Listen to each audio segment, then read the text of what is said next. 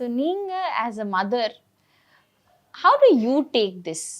சின்ன குழந்தை அதை போய் ஏன் இப்படி திட்டுறீங்க அப்படின்னு ஒரு அம்மா மனசு கேட்கும். டெஃபினட்டா what to you tell her? அப்போ அது அவ சொன்ன மாதிரி தான், இக்னோர் பண்ணிட்டு போகணும். அதுக்கு நமக்கு ஒரு கட்ஸ் ஒன்று வேணும். இல்லை நமக்கு அந்த அது ஒரு மாதிரி ப்ரிக் பண்ணிட்டே இருக்கும் இல்லையா, இதை சொல்லிட்டாங்க அப்படின்னு. ஸோ அதை தாண்டி போகிற பக்குவம் இன்னும் அவங்களுக்கு வரணும்னு நான் நினைக்கிறேன்.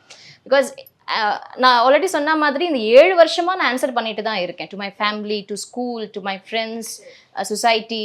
ஒரு கேபில் போனால் கூட அவங்க ஏன் மௌன ரகம் பாப்பா, ஆமாம் ஸ்கூல் என்ன பண்ணுறீங்க, ஃபர்ஸ்ட் இம்மீடியட்டாக அதுதான் கேட்பாங்க. Again I have to explain to him, இல்லை இப்படி அப்படின்னு. ஸோ அதை நான் பழகிட்டேன். பட் இவங்களுக்கு அதை அந்த பக்குவம் இன்னும் அவங்களுக்கு வரல. இன்னும் கொஞ்சம் ஷி நீட் சம் மெச்சூரிட்டி. இல்லை சொல்கிறீங்க ஓவர் மெச்சூரிட்டி, இல்லவே கிடையாது. இன்னும் மெச்சூரிட்டி வரணும் அவங்களுக்கு. நெகட்டிவை தாண்டி போகிற மெச்சூரிட்டி அவங்களுக்கு இன்னும் வரல.